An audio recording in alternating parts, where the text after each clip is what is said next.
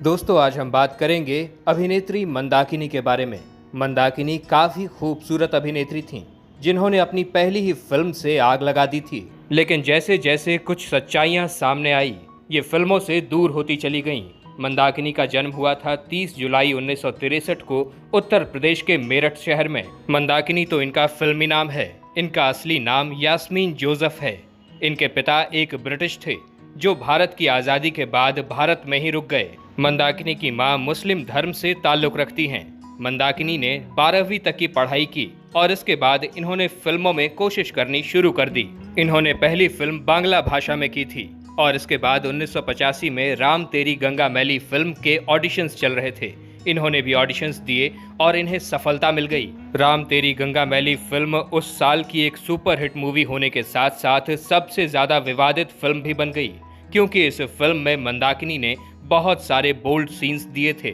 ये सीन्स इतने ज्यादा बोल्ड थे कि अगर उन्हें आज के समय में भी दिखाया जाए तो उन पर विवाद हो जाएगा। चलिए एक समय के लिए मान लें कि आज के समय में इस पर विवाद ना भी हो, फिर भी चर्चा जरूर हो जाती। इस फिल्म में मंदाकिनी के हीरो बने थे राज कपूर के छोटे बेटे राजीव कपूर। राजीव कपूर की ये एक डेब्यू फिल्म थी। ये फिल्म सुपरहिट हो गई और इस फिल्म से राजीव कपूर को जितनी सफलता ना मिली, उससे ज्यादा सफलता मंदाकिनी को मिल गई और इनकी गाड़ी चल पड़ी। मंदाकिनी अति महत्वाकांक्षी लड़की थीं और वो जल्दी से जल्दी सफलता की सीढ़ियां चढ़ना चाहती थीं और इसके लिए वो किसी भी हद तक जाने को तैयार थीं। राम तेरी गंगा मैली फिल्म 1985 में रिलीज हुई थी और उस समय तक दाऊद इब्राहिम भारत में ही रहता था और वो इंडस्ट्री पर अपना पूरा कब्जा जमा चुका था। हफ्ता वसूली, ड्रग्स के काम और सट्टेबाजी इसके मुख्य काम हुआ करते थे। अपनी काली कमाई को दाऊद इब्राहिम फिल्मों में लगाया करता था और हिंदी सिनेमा के हर छोटे बड़े कलाकार से इसका दोस्ताना था। आए दिन बॉलीवुड के लिए बड़ी बड़ी पार्टियां रखा करता था, जिसमें बड़े से बड़ा सितारा भी पहुंचकर अपनी हाजिरी लगाया करता था। जैसे ही राम तेरी गंगा मैली फिल्म हिट हुई, इसके बाद तो मंदाकिनी की चर्चा होने लगी और उनकी खूबसूरती की भी। इसके बाद ही दाऊद इब्राहिम ने एक बॉलीवुड सेलिब्रिटीज के लिए पार्टी रखी थी और उसमें मंदाकिनी को भी बुलाया था। मंदाकिनी वहां पहुंची और इन दोनों की बातचीत हुई। इसके बाद इन दोनों को एक दूसरे से प्यार हो जाता है। दाऊद के लिए ये किस्से मशहूर थे कि उसे बॉलीवुड अभिनेत्रियों के साथ खेलना पसंद है। दाऊद इब्राहिम हर तीसरे दिन एक अभिनेत्री को पकड़ा करता, उसे यूज करता और फिर उसे चाय में पड़ी मक्खी की तरह निकालकर फेंक दिया करता। जैसे ही दाऊद इब्राहिम और मंदाकिनी का प्रेम परवान चढ़ता है, इसके कुछ समय बाद ही दाऊद इब्राहिम को भारत छोड़ना पड़ता है। साल 1986 में दाऊद इब्राहिम पर एक मर्डर का चार्ज लगता है और इसके बाद बड़े नेताओं की मदद से दाऊद भारत छोड़कर भाग जाता है। दाऊद भारत छोड़ने के बाद दुबई चला गया और इसके कुछ समय बाद ही मंदाकिनी हर 1-2 महीने पर दुबई जाने लगती हैं। कहा यह जाता था कि मंदाकिनी मॉडलिंग से रिलेटेड काम के लिए दुबई जाती हैं, लेकिन इसके कुछ समय बाद ही दाऊद इब्राहिम के साथ मंदाकिनी की एक तस्वीर वायरल हो जाती है और इस तस्वीर में साफ दिखता है कि वो दाऊद इब्राहिम के साथ बैठकर एक क्रिकेट स्टेडियम में क्रिकेट मैच देख रही हैं। इस तस्वीर के बाद मंदाकिनी और दाऊद इब्राहिम के प्यार की खबरें जोर पकड़ लेती हैं। हालांकि मंदाकिनी ने कभी भी किसी इंटरव्यू में इस बात का जिक्र नहीं किया, ना ही इसे स्वीकार किया। वैसे तो राम तेरी गंगा मैली फिल्म को मंदाकिनी की पहली फिल्म कहा जाता है, लेकिन इससे पहले भी मंदाकिनी की 2 हिंदी फिल्में रिलीज हो चुकी थीं, पर ये फिल्में उतनी सफल ना हो सकीं और इन फिल्मों में मंदाकिनी का साइड रोल ही था। इसीलिए इन फिल्मों में मंदाकिनी के काम को किसी ने भी नोटिस नहीं किया और यही कारण है कि मंदाकिनी की पहली फिल्म राम तेरी गंगा मैली को कहा जाता है। राम तेरी गंगा मैली फिल्म उस दौर की बहुत बड़ी हिट फिल्म थी, लेकिन इसके बाद मंदाकिनी की कोई भी फिल्म इस लेवल पर सफल ना हो सकी। कुछ एक फिल्मों को छोड़ दें तो मंदाकिनी की ज्यादातर फिल्में फ्लॉप ही साबित हुई थीं। इसके बावजूद भी मंदाकिनी के पास फिल्मों की कोई कमी नहीं थी। साल 1986 में मंदाकिनी ने 6 फिल्में की। साल 1987 में इन्होंने 7 फिल्में की। 1988 में 9 फिल्में की और 1989 में 7 फिल्मों में नजर आईं, जबकि मंदाकिनी की इक्का दुक्का फिल्में ही हिट होती थीं। लेकिन फिर भी मंदाकिनी के पास फिल्मों की भरमार थी। मंदाकिनी की लगातार फ्लॉप फिल्में होने के बावजूद भी इनके पास फिल्मों के ऑफर्स आने का सबसे बड़ा कारण था दाऊद इब्राहिम। मंदाकिनी हर 2-3 महीने में दुबई जाती, वहां दाऊद इब्राहिम से मिलती और यहाँ भारत में उन्हें फिल्में मिल जाया करती। लेकिन 1990 के बाद कुछ ऐसा होता है कि पूरा का पूरा बॉलीवुड चौंक जाता है। 1990 में मंदाकिनी की 8 फिल्में रिलीज हुई। इन सभी फिल्मों की शूटिंग 1990 से पहले ही हो गई थी। लेकिन 1990 के बाद मंदाकिनी ने अचानक से फिल्में साइन करनी बंद कर दी। हालांकि दाऊद की तरफ से उन्हें फिल्में ऑफर हो रही थीं, लेकिन फिर भी मंदाकिनी फिल्में साइन नहीं करना चाहती थीं। मंदाकिनी दाऊद से शादी करके दुबई में सेटल होने के सपने देख रही थीं। इधर मंदाकिनी ने दाऊद से शादी करने की जिद की और इसके बाद दाऊद इब्राहिम ने उनके सर से अपना हाथ हटा लिया। दरअसल दाऊद इब्राहिम तो बॉलीवुड की अभिनेत्रियों को सिर्फ मन बहलाने के लिए इस्तेमाल किया करता था।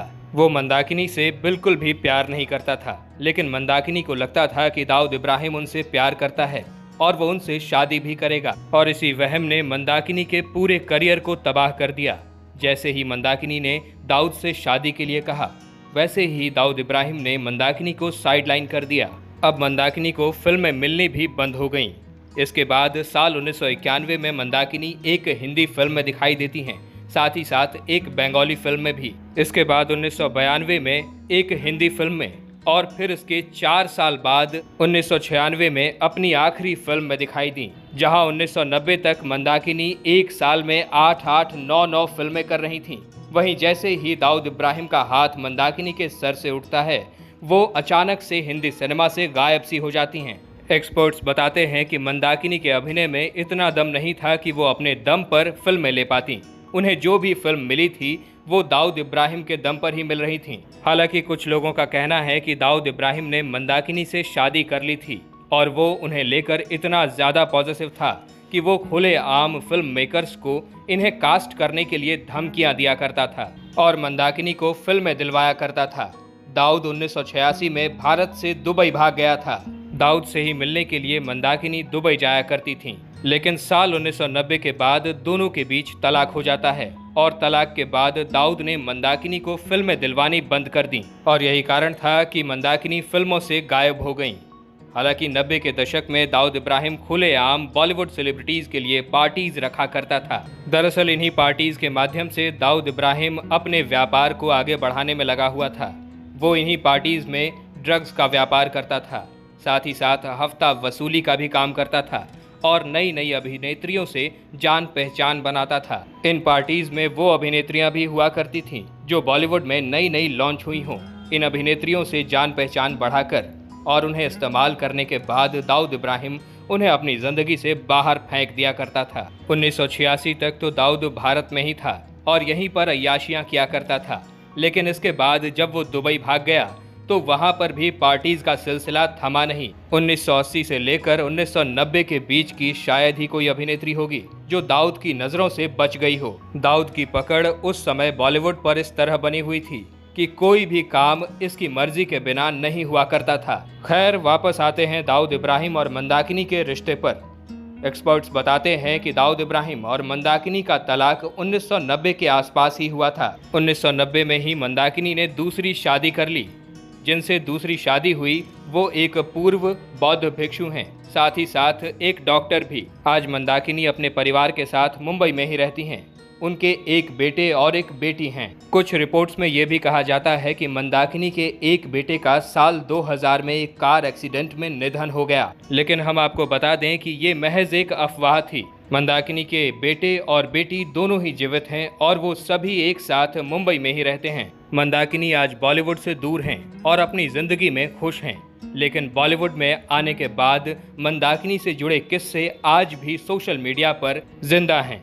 वैसे तो मंदाकिनी का बॉलीवुड से 1996 के बाद शायद ही कोई रिश्ता रहा हो, लेकिन वो आज भी अपने बॉलीवुड के पुराने दोस्तों से मिलती रहती हैं। ये बात उन्होंने खुद 2005 में हुए एक इंटरव्यू के दौरान कही थी। साल 2005 में ही एक मैगजीन को दिए इंटरव्यू के दौरान जब इनसे सवाल किए गए थे दाऊद के विषय में, तो इन्होंने दाऊद से अपने सारे रिश्तों को नकार दिया था। उसी इंटरव्यू में उन्होंने ये भी बयान दिया था कि जब 1985 से लेकर 1990 के बीच वो बॉलीवुड में काम किया करती थीं, तब दाऊद की पार्टी में बॉलीवुड का कोई भी बड़ा सितारा ऐसा नहीं था जो नहीं जाया करता था। मेल फीमेल हर कलाकार दाऊद की पार्टी में जाकर हाजिरी लगाया करता था। ये बयान मंदाकिनी ने खुद उस इंटरव्यू में दिया था। इसके पीछे का सच क्या है ये तो हम नहीं बता सकते, लेकिन हाँ इतना जरूर कह सकते हैं कि मंदाकिनी और दाऊद का नाम काफी लंबे समय तक एक साथ जुड़ा रहा था। इन दोनों की प्यार की खबरें उस दौर की बड़ी खबरों में से एक हुआ करती थीं। इस विषय में आपका क्या कहना है, हमें कमेंट्स में जरूर बताइएगा। साथ ही साथ अगर आपको ये वीडियो पसंद आई हो तो इसे लाइक ज़रूर करिएगा, और अगर आप हमारे चैनल वारिधि मंथन पर नए हैं तो इसे सब्सक्राइब करके बेल आइकन दबाना बिल्कुल मत भूलिएगा। वीडियो में अब तक बने रहने के लिए बहुत बहुत शुक्रिया।